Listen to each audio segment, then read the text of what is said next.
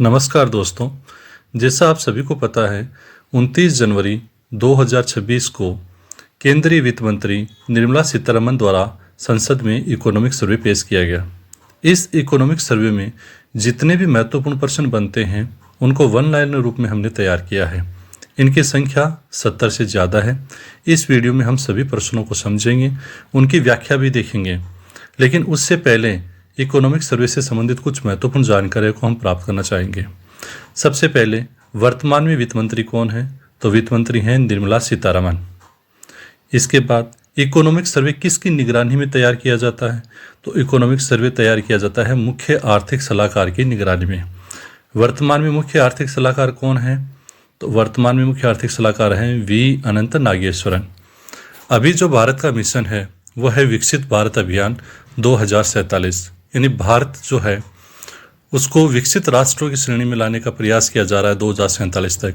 यानी आज़ादी के बाद 100 सालों के अंदर भारत को विकसित राष्ट्रों की श्रेणी में लाना। आज़ाद हुआ तो 1947 में, और 2047 तक भारत को एक विकसित राष्ट्र के रूप में तैयार करना है। इसी के आधार पर बजट पेश किया जा रहा है। तो अब हम बात करेंगे एक एक बिंदुओं की। पहले हम समझेंगे इकोनॉमिक सर्वे होता क्या है, और फिर हमारे वन लाइनर प्रश्नों को भी समझेंगे। इकोनॉमिक सर्वे क्या होता है? तो इकोनॉमिक सर्वे भारत सरकार का एक अहम दस्तावेज है जो पिछले 12 महीनों की आर्थिक प्रगति की रिपोर्ट होता है।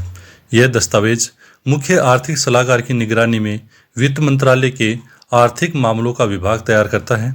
आर्थिक सर्वे बजट के एक दिन पहले संसद में पेश किया जाता है और आगामी बजट की रूपरेखा का संकेत देता है। क्या इसमें लिखी बातें मानना जरूरी है? नहीं, यह एक सिफारिश दस्तावेज है।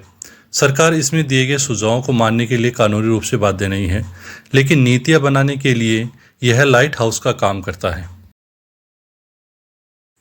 अब हम पहले थोड़ा इकोनॉमिक सर्वे का इतिहास भी जान लेते हैं। भारत में आर्थिक सर्वेक्षण यानी इकोनॉमिक सर्वे की शुरुआत 1950-51 में केंद्रीय बजट के एक भाग के रूप में हुई थी, जिसे 1964 में बजट से अलग कर एक स्वतंत्र दस्तावेज बना दिया गया। मुख्य आर्थिक सलाहकार सीईए के मार्गदर्शन में यह तैयार किया जाता है।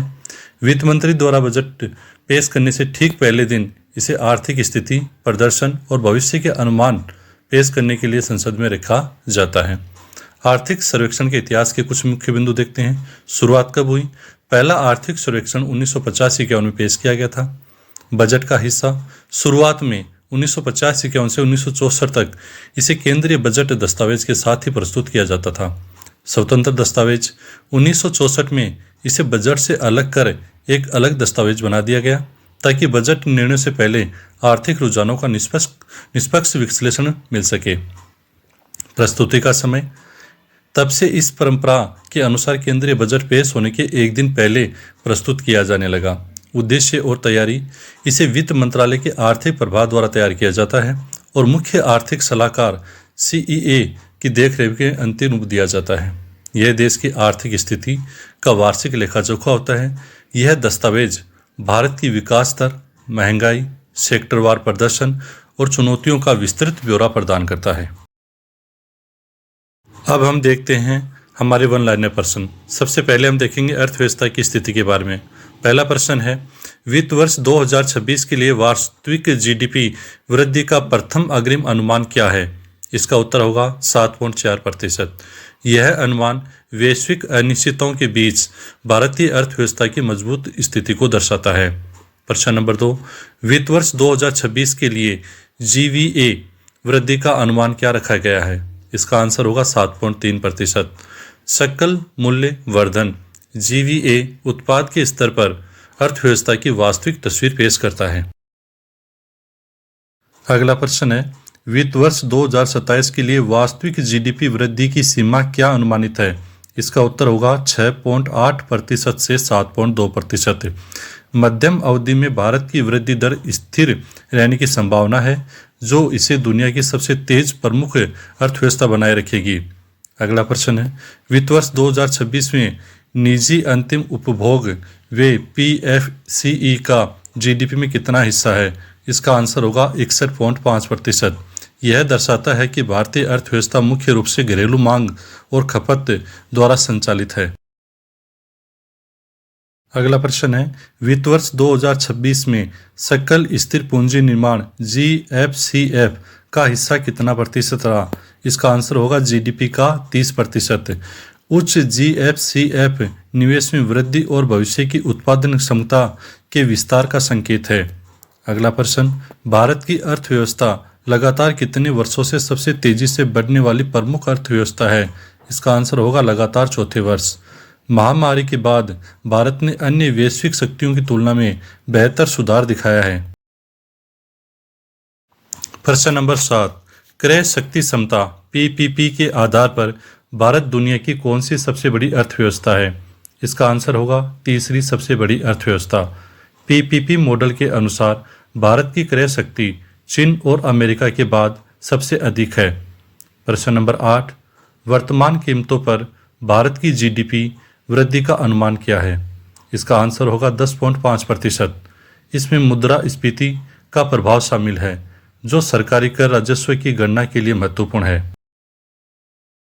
अब हमारा बिंदु है राजकोषीय और मौद्रिक प्रबंधन।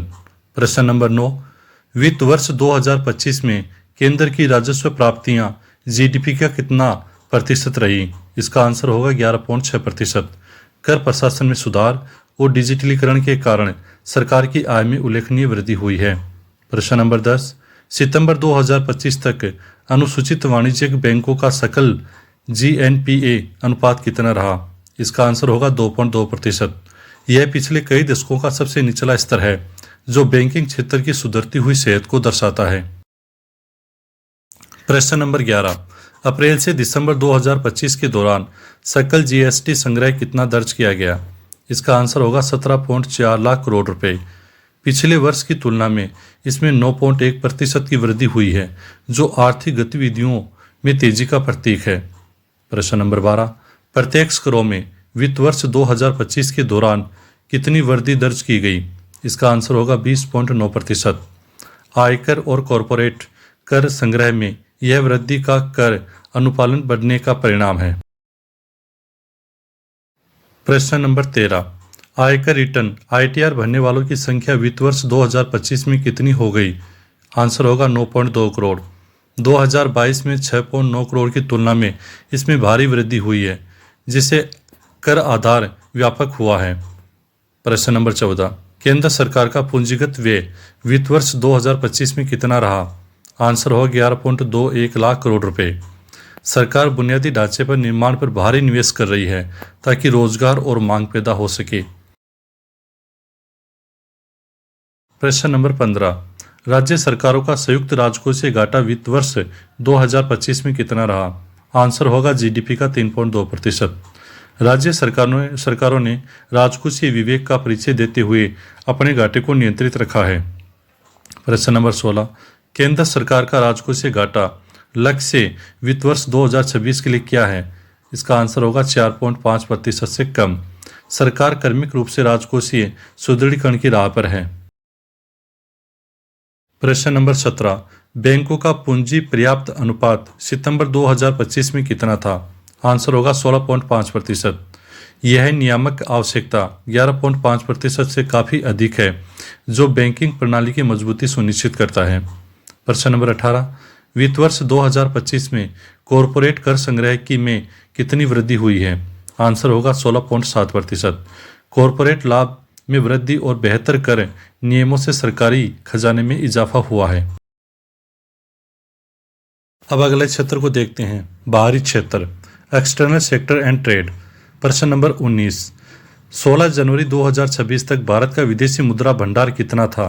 आंसर होगा 701.4 बिलियन अमेरिकी डॉलर। भारत अब दुनिया के उन चुनिंदा शहरों में शामिल है जिनका भंडार 700 बिलियन डॉलर के पार है। प्रश्न नंबर 20, भारत का विदेशी मुद्रा भंडार कितने महीनों के आयात को कवर करने के लिए पर्याप्त है? उत्तर होगा 11 महीने। यह विदेशी व्यापार और विनिमय दर की स्थिरता के लिए एक मजबूत सुरक्षा कवच है। प्रश्न नंबर 21, वित्त वर्ष 2025 में भारत का सेवा निर्यात कितना रहा? इसका आंसर होगा 387.6 बिलियन अमेरिकी डॉलर।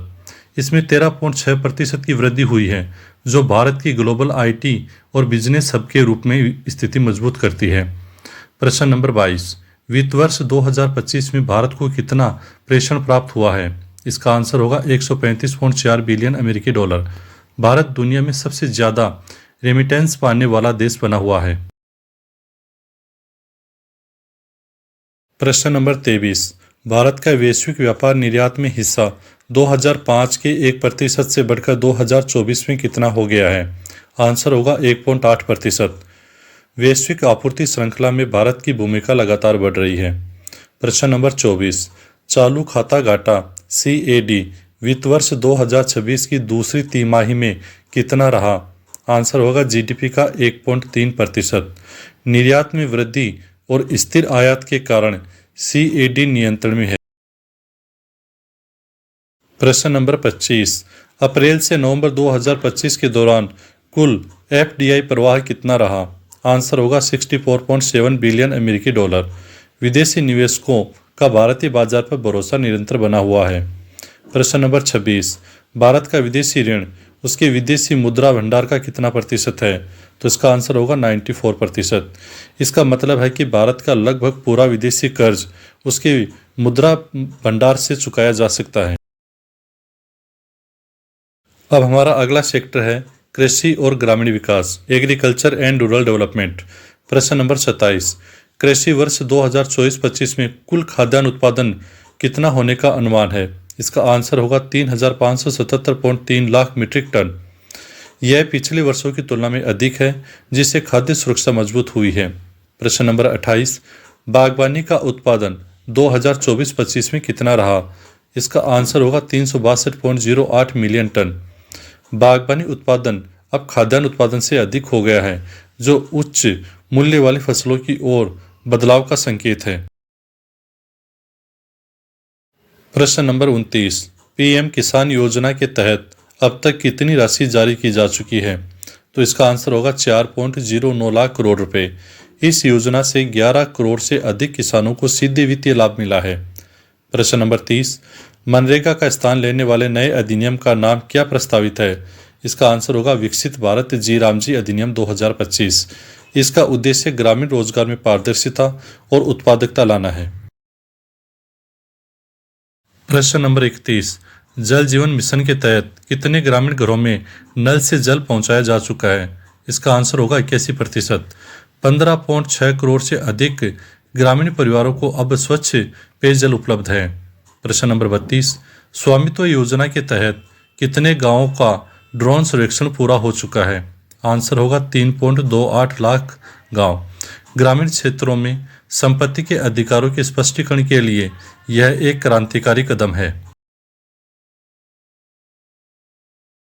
प्रश्न नंबर 33, दिसंबर 2025 तक कितनी मंडियां ई नाम पोर्टल से जुड़ी हैं? आंसर होगा 1522 मंडियां। इससे किसानों को अपनी उपज ऑनलाइन बेचने और बेहतर दाम पाने में मदद मिल रही है। प्रश्न नंबर 34, कृषि क्षेत्र में GVA वृद्धि दर वित्त वर्ष 2026 के लिए क्या है? आंसर होगा 4.1%। अनुकूल मानसून और सरकारी नीतियों के कारण कृषि में सकारात्मक वृद्धि हुई है। प्रश्न नंबर 35, भारत दुनिया में दालों के उत्पादन में किस स्थान पर है? आंसर होगा प्रथम स्थान। भारत दुनिया का सबसे बड़ा उत्पादक और उपभोक्ता दोनों है। प्रश्न नंबर 36, भारत का मसाला निर्यात वित्त वर्ष 2025 में कितना रहा? आंसर होगा 4.46 बिलियन अमेरिकी डॉलर। वैश्विक बाजार में भारतीय मसालों की मांग लगातार बनी हुई है। अब हमारा अगला सेक्टर है उद्योग और विनिर्माण, इंडस्ट्री एंड मैन्युफैक्चरिंग। प्रश्न नंबर 37, विनिर्माण क्षेत्र में 2025-26 की दूसरी तिमाही में कितनी वृद्धि हुई? इसका आंसर होगा 9.13%। औद्योगिक उत्पादन में सुधार से विनिर्माण क्षेत्र को गति मिली है। प्रश्न नंबर 38, PLI योजनाओं के कारण अब तक कितने लोगों को रोजगार मिला है? इसका आंसर होगा 12.6 लाख से अधिक लोगों को। उत्पादन लिंक प्रोत्साहन योजनाओं ने निवेश और रोजगार दोनों को बढ़ाया है। प्रश्न नंबर 39, इंडिया सेमीकंडक्टर मिशन के तहत कितने निवेश को मंजूरी दी गई है? इसका आंसर होगा 1.60 लाख करोड़ रुपए। भारत खुद को वैश्विक चिप निर्माण हब के रूप में स्थापित करने की कोशिश कर रहा है। प्रश्न नंबर 40, वैश्विक नवाचार सूचकांक 2025 में भारत की रैंक क्या है? आंसर होगा 38वीं। 2019 में भारत 66वें स्थान पर था। नवाचार में यह बहुत बड़ा सुधार है। प्रश्न नंबर 41, एमएसएमई क्षेत्र के लिए शुरू किए गए नए उद्यम पोर्टल पर कितने पंजीकरण हुए हैं? आंसर होगा 5.39 करोड़ से अधिक। यह क्षेत्र भारतीय अर्थव्यवस्था की रीढ़ है और औपचारिकरण की ओर बढ़ रहा है। प्रश्न नंबर 42, भारत स्टील उत्पादन में विश्व में किस स्थान पर है? आंसर होगा दूसरा सबसे बड़ा कच्चा इस्पात उत्पादक। चीन के बाद भारत सबसे अधिक स्टील का उत्पादन करता है। प्रश्न नंबर 43, वित्त वर्ष 2025 में मोबाइल फोन का उत्पादन मूल्य कितना रहा? आंसर होगा 4.1 लाख करोड़ रुपए। मेक इन इंडिया के तहत भारत अब दुनिया का दूसरा सबसे बड़ा मोबाइल निर्माता है। अब हम बात करेंगे बुनियादी ढांचा और डिजिटल कनेक्टिविटी की। प्रश्न नंबर 44, राष्ट्रीय राजमार्गों की कुल लंबाई 2026 तक कितनी हो गई है? आंसर होगा 1,46,572 किलोमीटर। 2014 में यह मात्र 51,287 किलोमीटर थी, जो सड़क नेटवर्क के तेज विस्तार को दर्शाती है। प्रश्न नंबर 45, भारत में परिचालन वाले हवाई अड्डों की संख्या कितनी है? आंसर होगा 164।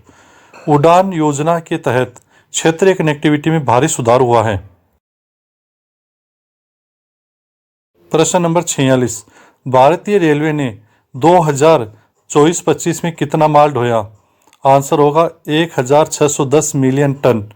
यह रेलवे के माल ढुलाई इतिहास का रिकॉर्ड स्तर है। प्रश्न नंबर 47, 5G सेवाओं ने कितने भारतीय जिलों को कवर कर लिया है? आंसर होगा 99.9% जिले। भारत दुनिया में सबसे तेज 5G रोल आउट करने वाले देशों में एक है। प्रश्न नंबर 48, भारत की कुल स्थापित बिजली क्षमता में नवीकरणीय ऊर्जा का कितना हिस्सा है? आंसर होगा 49.83%। भारत अपनी कुल ऊर्जा का लगभग आधा हिस्सा स्वच्छ स्रोतों से प्राप्त करने के करीब है। प्रश्न नंबर 49, दिसंबर 2025 तक कितनी ग्राम पंचायतों को भारत नेट से जोड़ा गया है? आंसर होगा 2.13 लाख। ग्रामीण डिजिटल क्रांति के लिए हाई स्पीड इंटरनेट अनिवार्य है।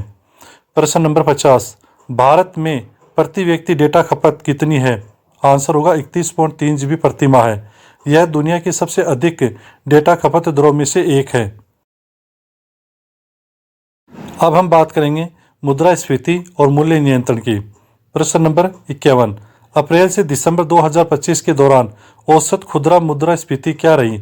आंसर होगा 1.7%। यह CPI श्रृंखला की शुरुआत के बाद से सबसे निचला स्तर है। प्रश्न 52, सरकार का मुद्रास्फीति लक्ष्य क्या है? आंसर होगा 4% ±2%। RBI और सरकार मूल्य स्थिरता बनाए रखने के लिए इस दायरे में काम करते हैं। प्रश्न नंबर 53, मुद्रास्फीति में कमी लाने में सबसे बड़ा योगदान किसका रहा? आंसर होगा ईंधन और प्रकाश समूह का। वैश्विक तेल कीमतों में स्थिरता और सरकारी कर कटौती से राहत मिली। अब हम बात करेंगे सामाजिक सेवा और स्वास्थ्य की। प्रश्न नंबर 54, वित्त वर्ष 2026 के बजट में सामाजिक सेवाओं पर व्यय GDP का कितना प्रतिशत है? आंसर होगा 7.9%। शिक्षा, स्वास्थ्य और अन्य सामाजिक कल्याण कार्यों पर खर्च लगातार बढ़ाया जा रहा है। प्रश्न नंबर 55, आयुष्मान भारत PMJAY के तहत अब तक कितने कार्ड जारी किए गए हैं? आंसर होगा 37.9 करोड़।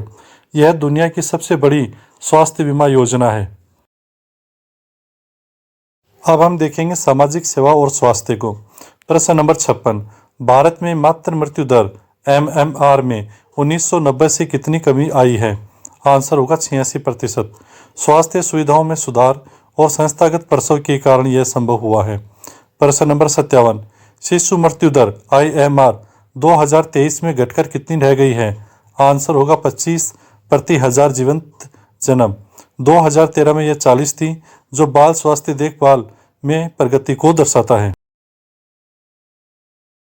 प्रश्न नंबर 58, भारत में वर्तमान में कुल कितने एम्स और आईआईटी हैं? तो भारत में 20 एम्स और 23 आईआईटी हैं। उच्च शिक्षा और चिकित्सा शिक्षा के बुनियादी ढांचे का विस्तार किया गया है। प्रश्न नंबर 59, प्राथमिक शिक्षा के सकल नामांकन अनुपात कितना है? आंसर होगा 90.9%। लगभग हर बच्चा अब प्राथमिक शिक्षा के दायरे में है। अब हम देखेंगे रोजगार और वित्तीय समावेशन। प्रश्न नंबर 60, प्रधानमंत्री जन धन योजना PMJDY के तहत कुल कितने खाते खोले जा चुके हैं? आंसर होगा 55.02 करोड़। यह वित्तीय समावेशन का सबसे बड़ा वैश्विक उदाहरण है। प्रश्न नंबर 61, ई श्रम पोर्टल पर कितने असंगठित श्रमिक पंजीकृत हैं? आंसर होगा 31 करोड़। इन श्रमिकों को सामाजिक सुरक्षा योजनाओं से जोड़ने के लिए यह डेटाबेस तैयार किया गया है। प्रश्न नंबर 62, महिला श्रम बल भागीदारी 2023-24 में बढ़कर कितनी हो गई? आंसर होगा 41.7%। 2017-18 के 23.3% से इसमें बहुत बड़ा उछाल आया है। प्रश्न नंबर 63, नीति आयोग के अनुसार भारत में बहुआयामी गरीबी कितनी रह गई है? आंसर होगा 11.28%। 2005-06 में यह 53.3% थी। करोड़ों लोग गरीबी से बाहर निकले हैं। प्रश्न नंबर 64, विश्व बैंक के अनुसार भारत में अत्यधिक गरीबी की दर क्या है? आंसर होगा 5.3%। भारत ने गरीबी उन्मूलन के क्षेत्र में असाधारण सफलता हासिल की है। प्रश्न नंबर 65, मुद्रा योजना के तहत वितरित कुल ऋण राशि कितनी है? आंसर होगा 36.18 लाख करोड़ रुपए। इसमें छोटे उद्यमियों और स्वरोजगार को भारी बढ़ावा दिया गया है। अब हम देखेंगे निवेश और शेयर बाजार से संबंधित प्रश्न। प्रश्न नंबर 66, सितंबर 2025 तक भारत में कुल कितने डीमैट खातों की संख्या हो गई है? आंसर होगा 21.6 करोड़। खुदरा निवेशकों की शेयर बाजार में भागीदारी तेजी से बढ़ी है। प्रश्न नंबर 67, शेयर बाजार के विशिष्ट निवेशकों में महिलाओं का प्रतिशत कितना है? आंसर होगा लगभग 25%। वित्तीय निवेश के फैसलों में महिलाओं की भूमिका बढ़ रही है। प्रश्न नंबर 68, भारत का मार्केट कैपिटलाइजेशन टू GDP अनुपात कितना है? आंसर होगा 153%। यह दर्शाता है कि भारतीय अर्थव्यवस्था के सापेक्ष शेयर बाजार काफी विकसित और बड़ा हो गया है। अब हम देखेंगे नवाचार और अंतरिक्ष से संबंधित प्रश्न। प्रश्न नंबर 69, भारत अंतरिक्ष में स्पेसएक्स क्षमता हासिल करने वाला कौन सा देश बना है? आंसर होगा चौथा देश। यह 2 उपग्रहों को अंतरिक्ष में जोड़ने की तकनीक है। प्रश्न नंबर 70, वर्तमान में भारत में कितने मान्यता प्राप्त स्टार्टअप्स हैं? आंसर होगा 1,40,803। भारत स्टार्टअप इकोसिस्टम में दुनिया का तीसरा सबसे बड़ा देश है। अब देखेंगे पर्यावरण ऊर्जा से संबंधित प्रश्न। प्रश्न नंबर 71, भारत का सौर ऊर्जा स्थापित क्षमता में विश्व में कौन सा स्थान है? आंसर होगा तीसरा। भारत नवीकरणीय ऊर्जा की ओर बहुत तेजी से बढ़ रहा है। प्रश्न नंबर 72, PM सूर्य घर मुफ्त बिजली योजना का लक्ष्य क्या है? आंसर होगा 1 करोड़ घरों को सौर ऊर्जा से जोड़ना। इससे परिवारों को बिजली बिल से राहत मिलेगी और हरित ऊर्जा बढ़ेगी। प्रश्न नंबर 73, राष्ट्रीय हरित हाइड्रोजन मिशन के लिए वित्तीय परिव्यय कितना है? आंसर होगा 19,744 करोड़ रुपए। भारत को भविष्य के ईंधन का ग्लोबल हब बनाना लक्ष्य है। प्रश्न नंबर 74, भारत का वन और वृक्ष आवरण कितना है? आंसर होगा भौगोलिक क्षेत्र का 24.62%। सरकार का लक्ष्य इसे बढ़ाकर के 33% करना है। तो दोस्तों, ये थे इकोनॉमिक सर्वे से संबंधित कुछ महत्वपूर्ण प्रश्न, जिनका मिशन है कि 100 ईयर्स में विकसित भारत अभियान यानी 2047 तक भारत को एक विकसित राष्ट्र की श्रेणी में लाना है। तो ये प्रश्न आपको कैसे लगे? चैनल को सब्सक्राइब करें, वीडियो को लाइक करें, शेयर करें। बहुत बहुत धन्यवाद, आभार।